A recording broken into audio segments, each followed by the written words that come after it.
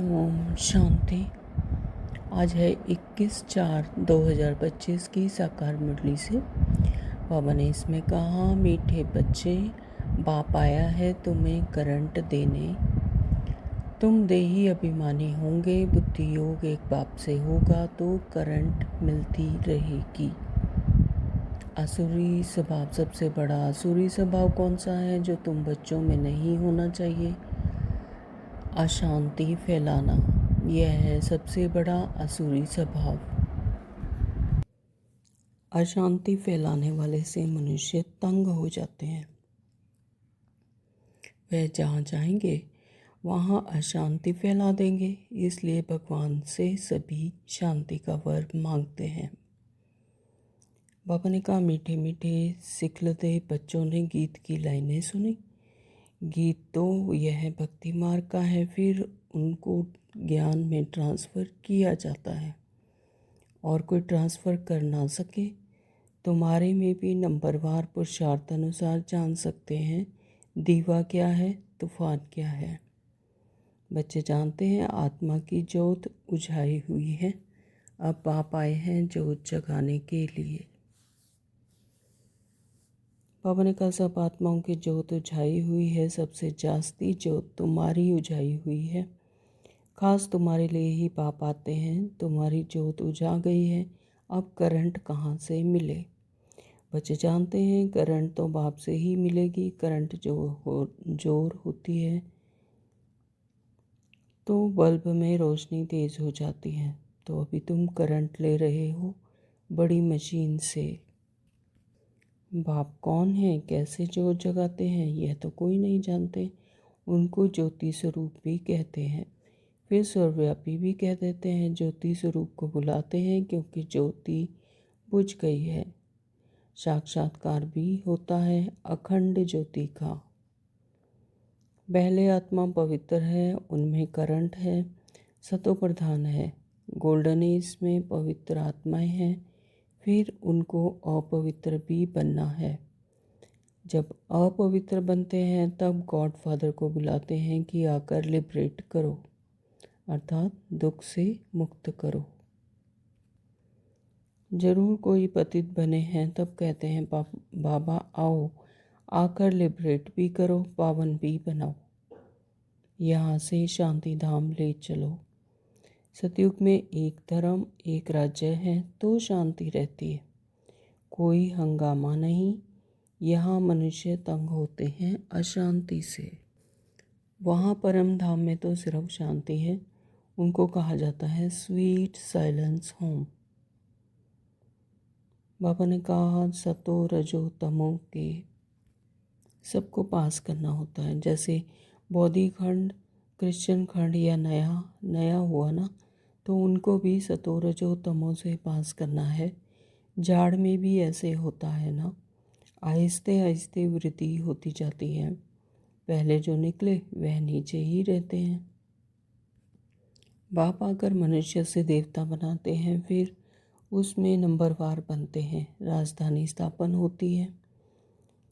बच्चों की जैसी अवस्था है ऐसा प्यार बाप से मिलता है। कई बच्चों को बाहर से भी प्यार करना होता है। कोई लिखते हैं कि बाबा हम फेल हो गए, पतित बन गए, तो अब उनको कौन हाथ लगाएगा? वह बाप की दिल पर चढ़ नहीं सकते।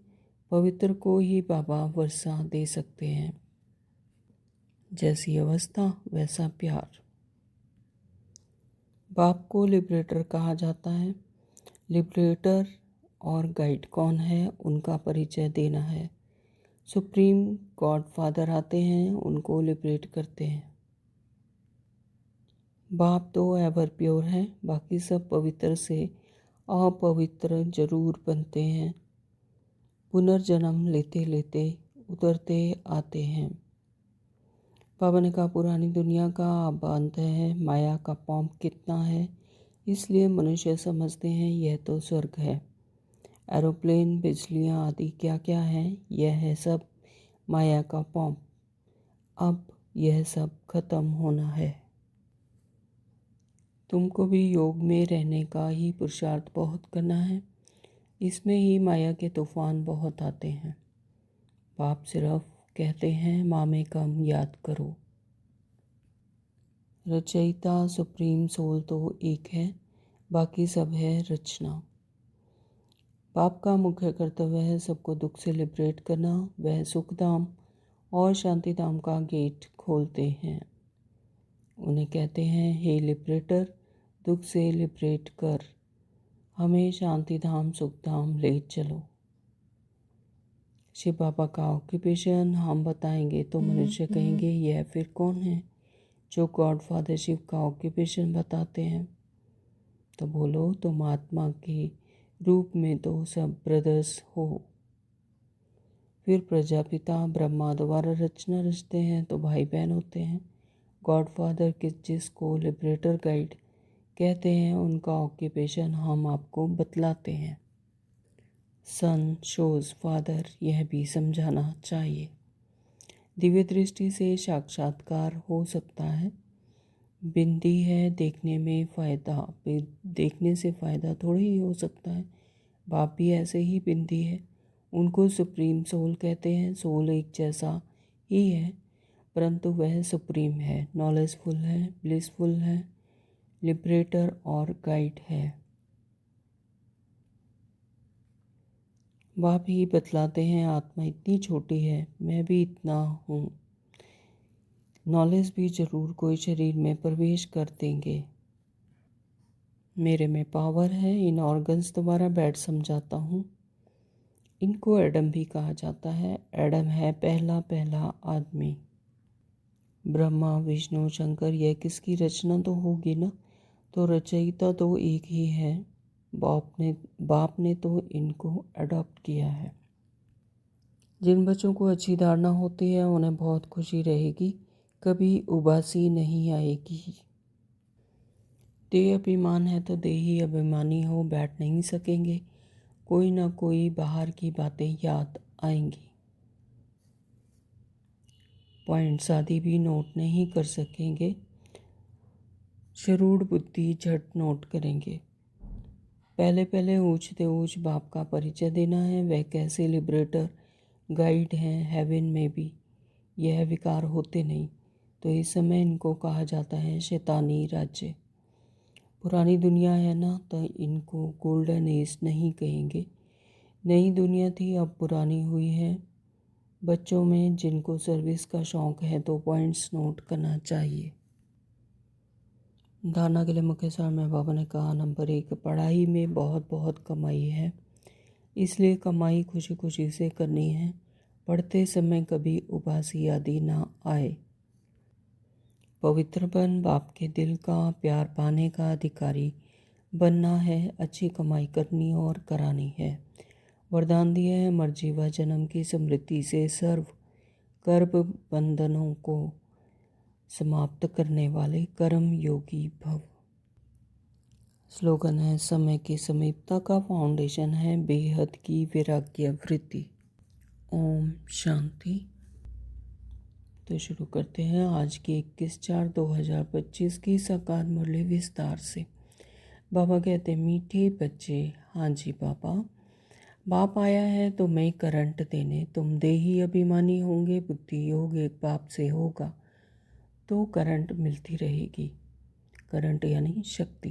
तो अभी परमात्मा हम बच्चों को करंट देने, शक्ति देने आए हैं। और वो कैसे मिलेगी? देही अभिमानी होंगे। जब आत्मिक स्मृति में रहेंगे तो आत्मिक शक्तियाँ, आत्मिक गुण सभी इमर्ज हो जाएंगे। और बुद्धि योग जब एक बाप से होगा तो यह करंट, यह शक्ति मिलती रहेगी। तो बुद्धि योग मनसा वाचा कर्मणा हमेशा ही सदा ही एक बाप से लगा रहे। जैसे कि अगर धूप चाहिए, रोशनी चाहिए, तो सूर्य की कांटेक्ट में आना पड़ेगा तभी मिलेगा, है ना। अगर 7 पर्दों में अंदर बंद होकर बैठेंगे तो सूरज की रोशनी नहीं मिलेगी। तो इसी तरह से अगर परमात्मा से वो शक्ति करंट चाहिए तो फिर ये देह अभिमान शरीर का, ये 5 तत्वों का बना हुआ शरीर, देह और देह की दुनिया से और पांच विकर्मों का आवरण इससे अलग होकर स्वयं को आत्मा समझकर आत्मिक स्मृति में रहकर परमात्मा से जब डायरेक्ट कनेक्शन जोड़ेंगे, यानी बुद्धि योग परमात्मा से लगा रहे, तो फिर करंट मिलेगी। प्रश्न किया बाबा ने, सबसे बड़ा आसुरी स्वभाव कौन सा है जो तुम बच्चों में नहीं होना चाहिए? उत्तर दिया है अशांति फैलाना। सबसे बड़ा आसुरी गुण क्या है? अशांति फैलाना। यह है सबसे बड़ा आसुरी स्वभाव। अशांति फैलाने वाले से मनुष्य तंग हो जाते हैं। इस रावण राज्य में भी हर कोई मनुष्य शांति चाहता है, तो वह जहाँ जाएंगे, यानी अशांति फैलाने वाले, तो वह जहाँ जाएंगे वहाँ अशांति फैला देंगे। इसलिए भगवान से सभी शांति का वर मांगते हैं। अब जो आत्मा होगी ही अशांत है, तो फिर वह अशांति ही फैलाएगी, क्योंकि जिसके पास जो है फिर वही तो फ्लो होगा ना। तो इसलिए दैवी गुण धारण करना है और आत्मिक स्मृति में रहने से शांत रहेंगे, क्योंकि आत्मा का सत्य स्वरूप ही शांति है, मूल गुण ही शांति है। तो जब अपने आत्मिक स्मृति में रहेंगे तो फिर किसी की अशांति का भी उस पर कोई प्रभाव नहीं रहेगा। गीत है कि यह कहानी है दीवे और तूफान की, बहुत सुंदर सॉन्ग है। तो ओम शांति बाबा मीठे मीठे सिखलदे बच्चों ने गीत की लाइनें सुनी। तो गीत तो यह भक्ति मार्ग का है, फिर उनको ज्ञान में ट्रांसफ़र किया जाता है, और कोई ट्रांसफ़र कर ना सके तो गीत जो है वो भक्ति मार्ग का है कि एक दिया तूफान से कैसे लड़ाई करके अपने आप को जगा रहता है, उसकी रोशनी उससे निकलती रहती है। लेकिन इसे ज्ञान में बाबा ने ट्रांसफ़र किया, और तुम्हारे में भी नंबरवार पुरुषार्थ अनुसार जान सकते हैं दीवा क्या है और तूफान क्या है। तो बच्चे जानते हैं आत्मा की ज्योत उजाई हुई है, तो ऐसे ही हम आत्माएं हैं। हमारा अभी दिया यानी हमारी ज्योति अभी बुझी हुई है। हमें अपने आत्मा का, अपने सत्य स्वरूप का जो दिया है वो बुझ चुका है, यानी अपने सत्य स्वरूप को भूल गए। तो अब आप आए हैं ज्योति जगाने के लिए, फिर से हमें हमारे सत्य स्वरूप की स्मृति दिलाने के लिए परमात्मा आए हुए हैं। कोई मरते हैं तो भी दिया जलाते हैं, तो जब कोई मरता है तो दिया जलाते हैं, तो उसका भी कोई ना कोई रीज़न है क्यों जलाते हैं। तो यानी दिया बुझ चुका है, और उसकी बड़ी खबरदारी रखते हैं। समझते हैं दिया अगर बुझ गया तो आत्मा को अंधेरे से जाना पड़ेगा, इसलिए दीवा जलाते हैं। तो यहाँ स्थूल दुनिया में ऐसा समझ लेते हैं कि अगर दिया बुझ गया तो आत्मा को अंधेरे में जाना पड़ेगा, और फिर उसका दिवा जलाते हैं। तो ऐसा स्थूल बातें हैं। अब सतयुग में तो यह बातें होती नहीं, तो लेकिन सतयुग में तो है ही, आत्मा को अपनी स्मृति है, तो वहाँ पर इस तरह की बातें नहीं होती कि कोई मर गया तो दिया जलाएंगे और समझेंगे कि आत्मा को अंधेरा से जाना पड़ेगा, क्योंकि वहाँ पर सत्य स्वरूप की समझ है, आत्मिक स्मृति है। तो वहाँ तो सोच रहे में होंगे, तो वहाँ पर तो सोच रहे में होंगे, यानी ज्ञान है इस बात का। भूख आदि की बात ही नहीं, वहाँ तो बड़े माल मिलते हैं, तो वहाँ पर भूख जैसी भी बात वहाँ पर नहीं होती है। रावण राज्य में ही भूख होती है, वहाँ पर तो जो आत्मा है बिल्कुल संपन्न है। तो यहाँ है घोर अंधियारा, छींची दुनिया है ना, तो सब आत्माओं की जोत उजाई हुई है, सबसे जास्ती जोत तुम्हारी उजाई हुई है। तो हमने ही 84 जन्म लिए हैं, इसलिए 84 जन्म लेते लेते सबसे ज़्यादा तो हमारी जोत बुझी हुई है, यानी उजाई हुई है। खास तुम्हारे लिए ही बाप आते हैं। तुम्हारी जोत उजा गई है, अब करंट कहाँ से मिले? तो जो आत्मा की जो जोत बुझी हुई है, यानी आत्मिक स्मृति से भी स्मृति हो गई है, तो अब उसको स्मृति कैसे आई, यानी परमात्मा से करंट कहाँ से मिले? तो बच्चे जानते हैं करंट तो बाप से ही मिलेगा, तो परमात्मा ही एक है जिसे सभी इस सृष्टि चक्र का ज्ञान है, वो ज्ञान का सागर है, तो वही परमात्मा हमें आकर वो करंट, वो शक्ति देते हैं, यानी अपनी आत्मिक स्मृति दिलाते हैं कि तुम हो ही आत्मा और तुम्हारा सत्य स्वरूप है ही शांति। तो करंट जो होती है तो बल्ब में रोशनी तेज़ हो जाती है। तो जब करंट होता है फुल पावर में तो बल्ब की जो रोशनी बाबा कहते हैं वह भी तेज़ होती है। तो अभी तुम करंट ले रहे हो, तो अभी परमात्मा साक्षात हमें करंट दे रहे हैं, शक्ति दे रहे हैं, तो बड़ी मशीन से। तो देखो बॉम्बे जैसे शहर में कितने ढेर आदमी रहते हैं, कितनी जास्ती करंट चाहिए, ज़रूर इतनी बड़ी मशीन होगी। तो यह है बेहद की बात, तो यह है बेहद की बात। तो इस समय सृष्टि चक्र के रचयिता स्वयं परमात्मा आकर हम आत्माओं की ज्योति जगाते हैं और पावर देते हैं। तो सारे दुनिया की आत्माओं की ज्योत बुझी हुई है, उनको करंट देना है। मूल बात बाप समझाते हैं, बुद्धि योग बाप से लगाओ।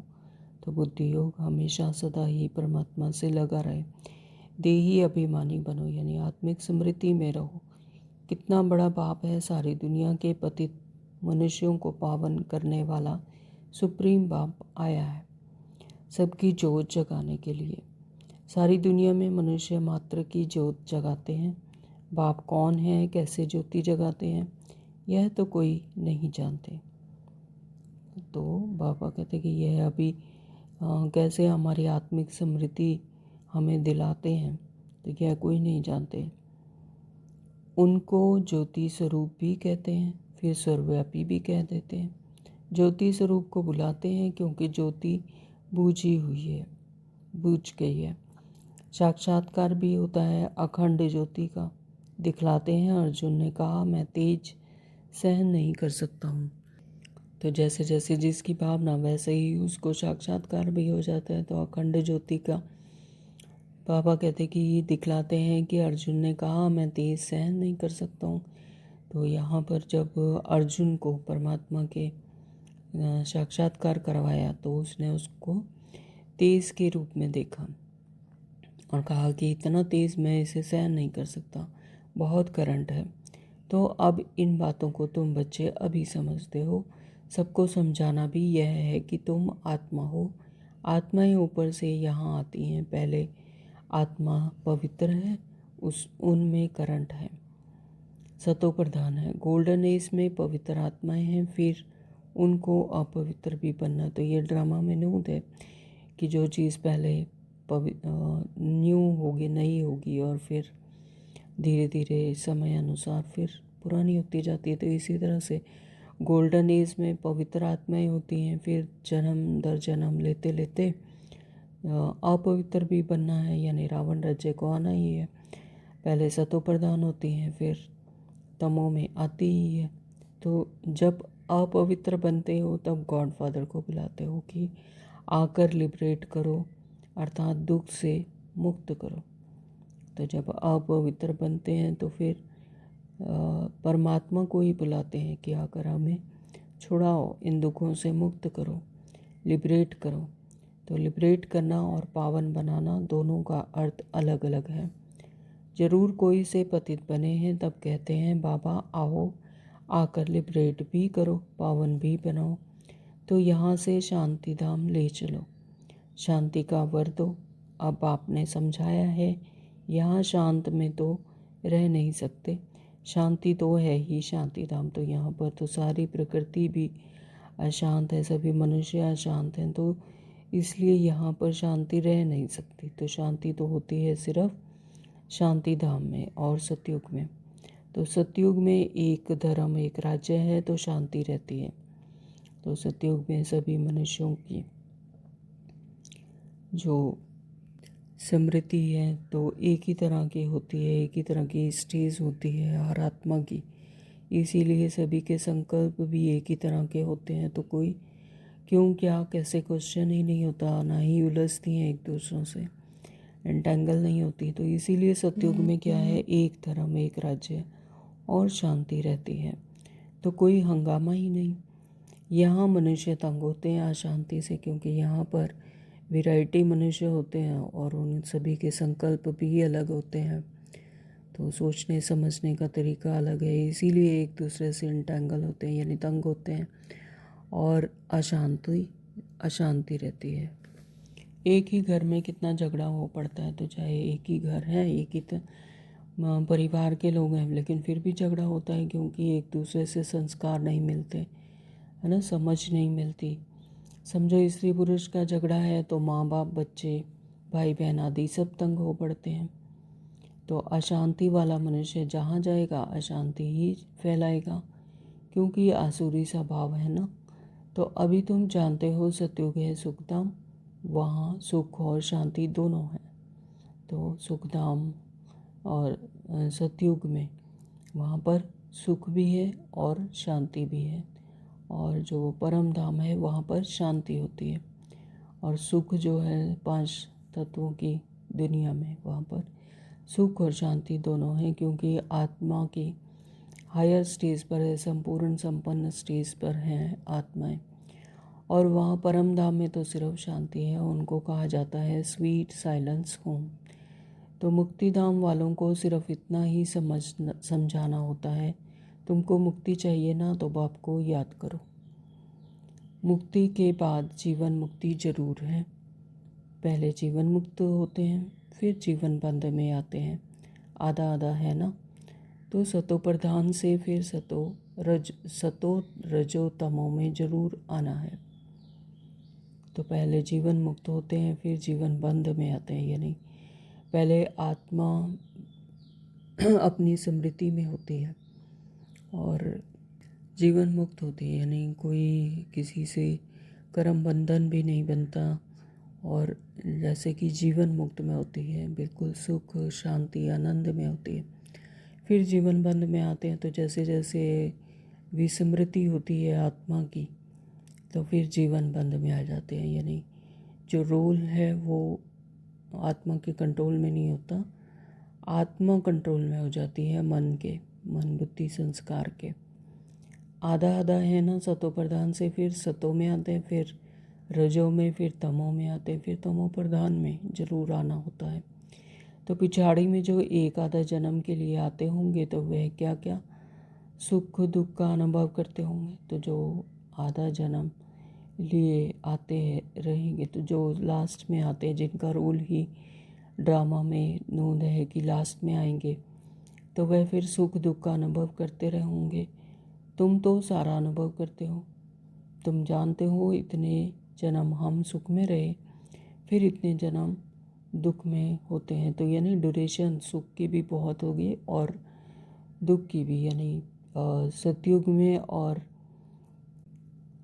में और त्रेता में सुख ही सुख होता है, और द्वापर से दुख शुरू हो जाते हैं, क्योंकि आत्मा को अपना भान भूल जाता है, आत्मिक स्मृति में सोल कॉन्शियस नहीं होती है, बॉडी कॉन्शियसनेस आ जाती है, तो इसलिए द्वापर से और कलयुग में दुख होते हैं।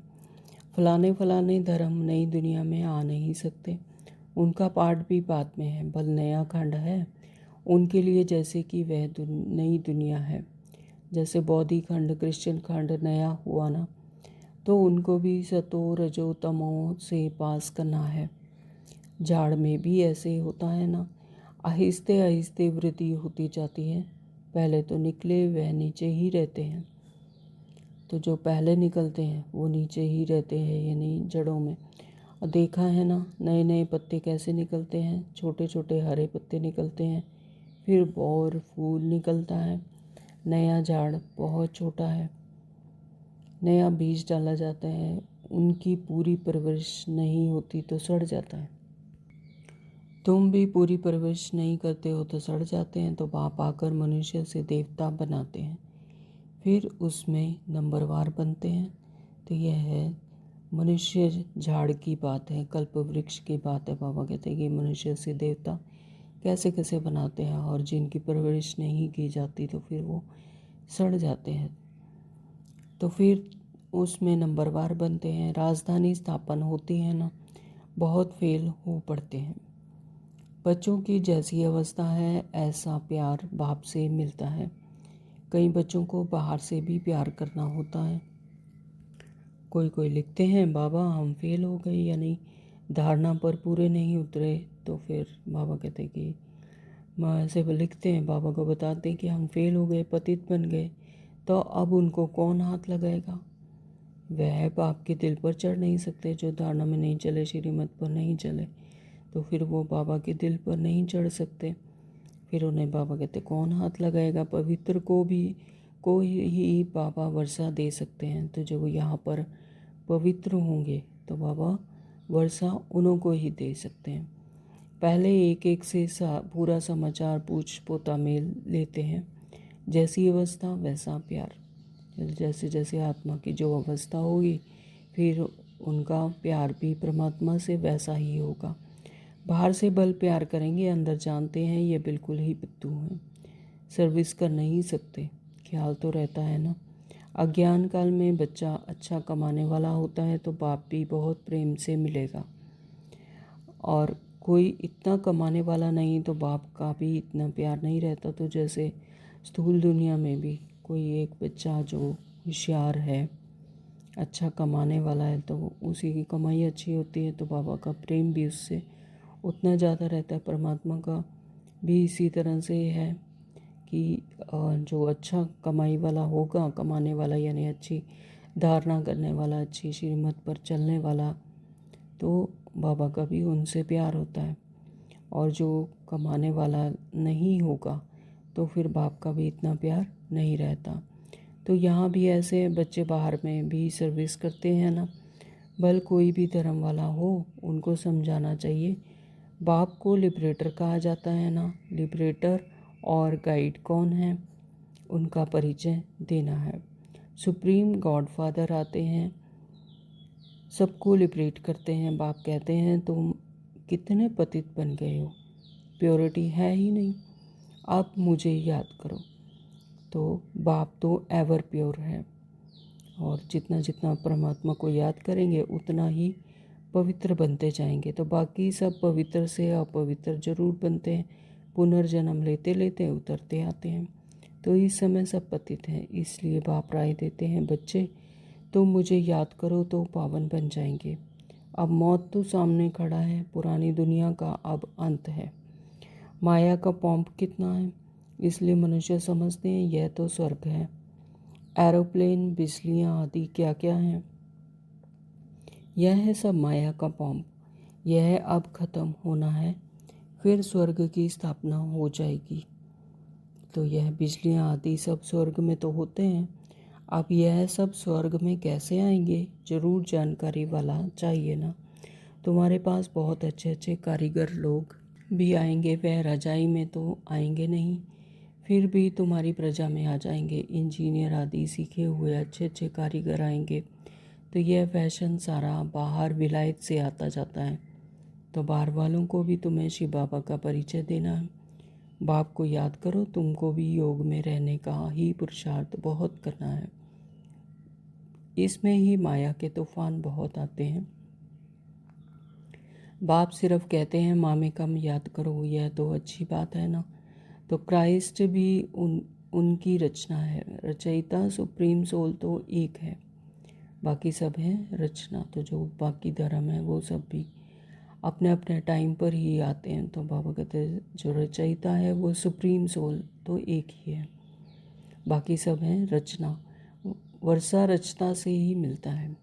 ऐसे ऐसे अच्छी पॉइंट जो हैं वह नोट करनी चाहिए। बाप का मुख्य कर्तव्य है सबको दुख से लिबरेट करना। वह सुखधाम और शांतिधाम का गेट खोलते हैं। उन्हें कहते हैं हे लिबरेटर, दुख से लिबरेट कर हमें शांतिधाम सुखधाम ले चलो।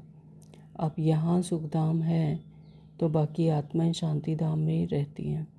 तो यहाँ पर जब जिन आत्माओं का पार्ट नहीं है, यानी जो अपने अपने टाइम पर आती हैं, तो वो फिर शांतिधाम में ही रहती हैं।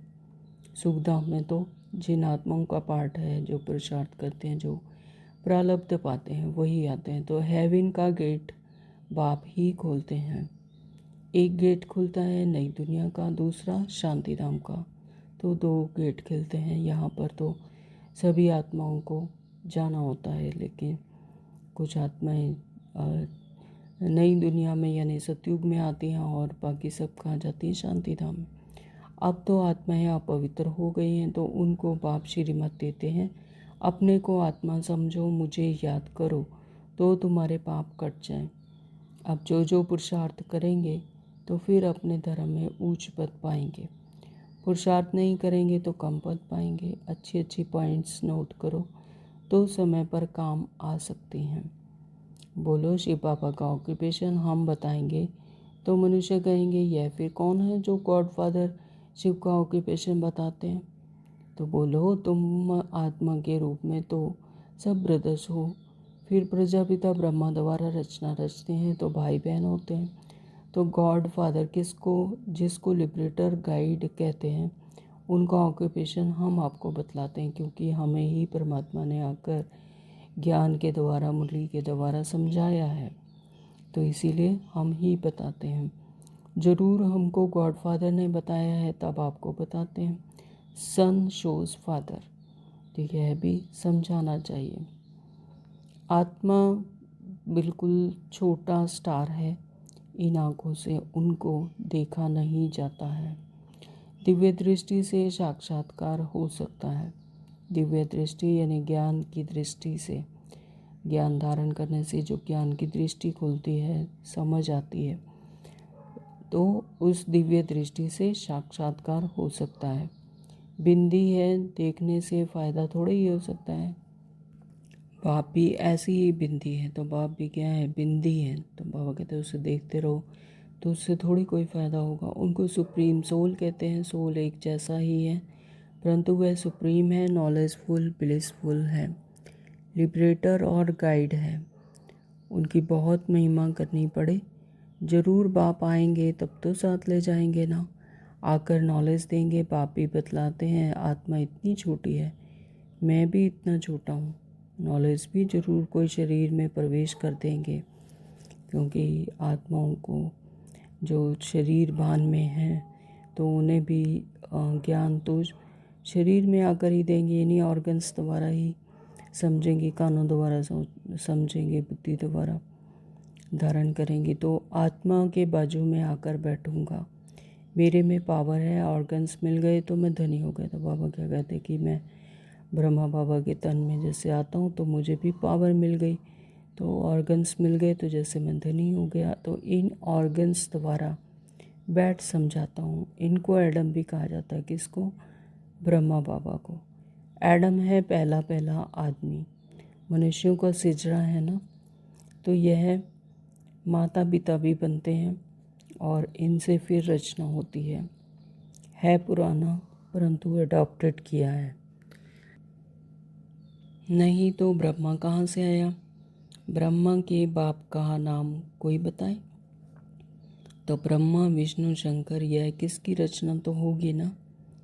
तो बाबा कहते कि अगर ब्रह्मा बाबा हैं तो उनकी भी तो कोई ना कोई पिता होगा, तो उसकी भी तो किसी ने रचना की होगी। तो रचयिता तो एक ही है, बाप ने तो इनको अडॉप्ट किया है। ये इतने छोटे बच्चे बैठ सुनाएं तो कहेंगे यह तो बड़ी नॉलेज है। जिन बच्चों को अच्छी धारणा होती है उन्हें बहुत खुशी रहेगी, कभी उबासी नहीं आएगी। तो जिनको अच्छी धारणा है तो उन्हें हमेशा खुशी रहेगी अंदर से कि हम परमात्मा की गोद में बैठे, तो उन्हें कोई अब उबासी नहीं आएगी। कोई समझने वाला नहीं होगा तो उबासी देता रहेगा। यहाँ तो तुमको कभी उबासी नहीं आनी चाहिए। उबासी कब आती है? जब कुछ समझ नहीं आ रहा है ना, जब इंटरेस्ट का कोई काम नहीं हो रहा। तो बाबा कहते कि यहाँ तो तुमको कभी उबासी नहीं आनी चाहिए। कमाई के समय कोई उबासी की जाती है, कमाई के समय कभी उबासी नहीं आती है। ग्राहक नहीं होंगे तो धंधा ठंडा होगा, तो उबासी आती रहेगी। तो जैसे यहाँ स्थूल दुनिया में भी कोई मतलब दुकानदार है या कोई है, तो अगर ग्राहक नहीं होंगे तो उन्हें उबासी आती रहेगी। तो लेकिन यहाँ पर तो क्या है, कमाई का समय है। यहाँ भी धारणा नहीं होती है तो कोई फिर बिल्कुल समझते नहीं हैं, क्योंकि देह भान में है, यानी बॉडी कॉन्शियसनेस में है। रोल में हैं, तो देही अभिमानी हो बैठ नहीं सकेंगे, क्योंकि देही अपने आत्मा की स्मृति नहीं है, तो देही अभिमानी होके बैठ नहीं सकेंगे। कोई ना कोई बाहर की बातें याद आती रहेंगी। पॉइंट्स आदि भी नोट नहीं कर सकेंगे, क्योंकि बुद्धि बाहर भटक रही है। तो बाबा कहते पॉइंट्स भी नोट नहीं कर सकेंगे। शरूढ़ बुद्धि झट नोट करेंगे। यह पॉइंट्स बहुत अच्छी है। स्टूडेंट की चलन भी टीचर को देखने में आती है। तो स्कूल दुनिया में भी ऐसा ही होता है कि स्कूल में भी जैसे स्टूडेंट्स होते हैं तो उनकी चलन जो टीचर है वो देख लेते हैं कि कौन स्टूडेंट कैसा है। तो सेंसिबल टीचर की नज़र सब तरफ फिरती रहती है। तब तो सर्टिफिकेट देते हैं पढ़ाई का, मैनर्स का सर्टिफिकेट निकालते हैं, कितना ओबिडेंट रहा वह भी निकालते हैं। तो यहाँ तो बल प्रेजेंट होते हैं, परंतु समझते कुछ नहीं, धारणा होती नहीं।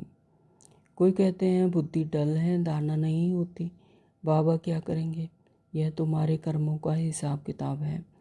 बाप तो तदबीर एक ही कराते हैं, तुम्हारी तकदीर में नहीं है तो क्या करेंगे? स्कूल में भी कोई पास कोई फेल होते हैं। यह है बेहद की पढ़ाई, जो बेहद का बाप पढ़ाते हैं। और धर्म वाले गीता की बात नहीं समझेंगे। तो यह जो मुरली है यह क्या है? सच्ची गीता। तो जो और धर्म वाले हैं, यानी जिनका पार्ट नहीं है, वो अपने अपने टाइम पर आएंगे, तो फिर बाबा कहते हैं उनको यह समझ नहीं आएगा। तो यह गीता की बात नहीं समझेंगे। नेशन देख समझाना पड़ता है। बहुत बहुत ऊंचते ऊंच बाप का परिचय देना पड़ता है। तो बाबा कहते हैं कि जैसे पात्र को देखकर ही ज्ञान देना है। तो जो जैसे जैसी आत्मा की स्थिति है उसी हिसाब से समझाना होता है। तो वह कैसे लिबरेटर गाइड हैं हेवन में, यह विकार होते नहीं। तो इस समय इनको कहा जाता है शैतानी राज्य। तो यहाँ पर विकार तो इसी तमो प्रधान दुनिया में है, रावण राज्य में है, तो इसीलिए इसे शैतानी राज्य कहा जाता है। पुरानी दुनिया है ना, इनको गोल्डन एज नहीं कहेंगे। तो अभी तमो प्रधानता है, रावण राज्य है, पुरानी हो चुकी है दुनिया, तो इसे गोल्डन एज नहीं कहा जाता। गोल्डन एज किसे कहा जाता है? सतयुग को। नई दुनिया थी, अब पुरानी हुई है। तो बच्चों में जिनको सर्विस का शौक़ है तो पॉइंट्स नोट करना चाहिए। अच्छा, मीठे मीठे सिकलदे बच्चों प्रति माता पिता बाप दादा का याद प्यार और गुड मॉर्निंग। रूहानी बाप की रूहानी बच्चों को नमस्ते। हम रूहानी बच्चों की रूहानी बाप को नमस्ते जी, नमस्ते जी, नमस्ते जी। शुक्रिया बाबा, आपका बहुत बहुत शुक्रिया। धारणा के लिए मुख्य सार में बाबा ने कहा, नंबर 1, पढ़ाई में बहुत बहुत कमाई है। तो ये संगम युग है ही कमाई का युग। तो बाबा कहते कि पढ़ाई में बहुत बहुत कमाई है, इसलिए कमाई खुशी खुशी से करनी है। पढ़ते समय कभी उबासी आदि ना आए, बुद्धि योग इधर उधर ना भटके, यानी आत्मिक स्मृति में रहेंगे तो फिर बुद्धि इधर उधर नहीं भटकेगी, उबासी नहीं आएगी। तो पढ़ते समय भी आत्मिक स्मृति में रहें। पॉइंट्स नोट कर धारणा करते रहो। तो पॉइंट्स जो अच्छे अच्छे पॉइंट्स बाबा रोज़ नए नए पॉइंट्स बताते हैं, ज्ञान रत्न देते हैं, तो उनको धारण करना है। श्रीमत पर चलकर धारणा करते रहो। नंबर 2, बाबा ने कहा पवित्र बन, बाप के दिल का प्यार पाने का अधिकारी बनना है। तो जितना जितना पवित्र बनेंगे उतना ही बाबा के दिल पर चढ़ेंगे, यानी परमात्मा का प्यार भी उतना ही मिलेगा। तो बाप के दिल का प्यार पाने का अधिकारी बनना है। सर्विस में होशियार बनना है, अच्छी कमाई करनी है और करानी है। तो जो बच्चे होशियार हैं तो वो सर्विस में भी होशियार बनना है और अच्छी कमाई करनी है और करानी है। तो बाकी जो आत्माएं हैं जिन्हें परिचय नहीं है परमात्मा का, उन्हें भी परमात्मा का परिचय करवाना है, उन्हें भी बाप से जोड़ना है। वरदान दिया है, मर्जीवा जन्म की स्मृति से सर्व कर बंधनों को समाप्त करने वाले कर्म योगी भव। मर जीव जन्म की स्मृति से सर्व कर्म बंधनों को समाप्त करने वाले कर्म योगी भव। मर जीवा जन्म तो ये संगम युग पर जब परमात्मा का परिचय मिल गया, अपने आत्मिक स्मृति आ गई, तो फिर क्या हुआ, मर जीवा जन्म यानी मर चुके। मरते कब हैं, जब यह 5 तत्वों का शरीर नहीं रहता, विनाश हो जाता है।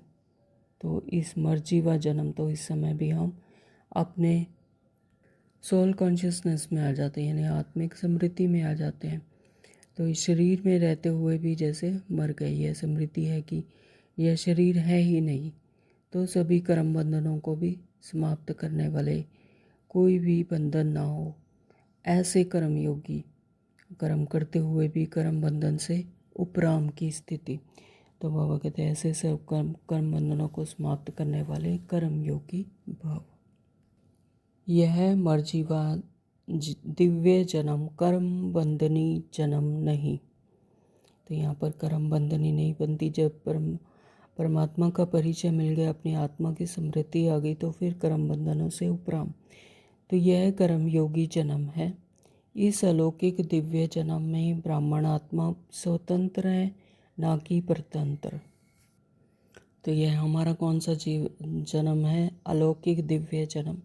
जैसे ही परमात्मा का परिचय मिला तो हमारा अलौकिक दिव्य जन्म हो गया। तो यहाँ पर आत्मा स्वतंत्र है, ना कि परतंत्र।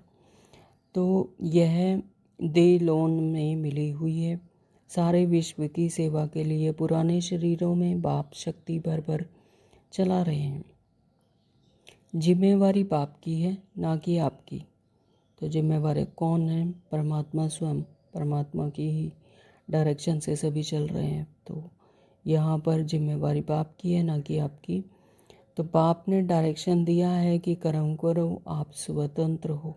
चलाने वाला चला रहा है, करण करावनहार करवा रहा है, हम आत्माएं कर रही हैं।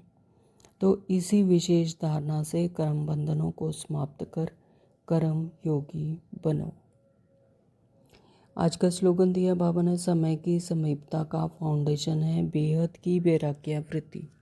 समय की समीपता का फाउंडेशन ही है बेहद की वैराग्य वृत्ति। जब हर एक आत्मा की बेहद की वैराग्य वृत्ति होगी, जब इस दुनिया से कोई राग नहीं, कोई इंटरेस्ट नहीं, तो इस तरह की जब बेहद की वैराग्य वृत्ति हो जाएगी, वृत्ति बेहद की हो जाएगी, तब समझा जाएगा कि समय की समीपता आ गई।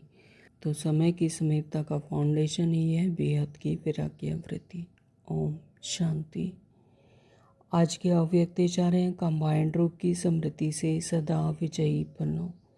जितना जितना याद में रहेंगे, उतना अनुभव करेंगे कि मैं अकेला नहीं, लेकिन बाप दादा सदा साथ हैं। जो आत्मा जितना जितना याद में रहेंगी, तो वो यही अनुभव करेंगे कि अकेले नहीं हैं। बाबा का हाथ, बाप दादा का सदा हाथ और साथ हमेशा है। हर कर्म में बाबा साथ हैं। तो कोई भी समस्या सामने आए तो यही स्मृति में रहे कि मैं कंबाइंड हूँ, तो घबराएंगे नहीं। कंबाइंड रूप की स्मृति से कोई भी मुश्किल कार्य सहज हो जाएगा। तो यह स्मृति में रखना है कि बाबा है ही कंबाइंड रूप में, तो मैं आत्मा बाबा के साथ कंबाइंड स्वरूप में, तो फिर कोई भी मुश्किल कार्य सहज हो जाएगा।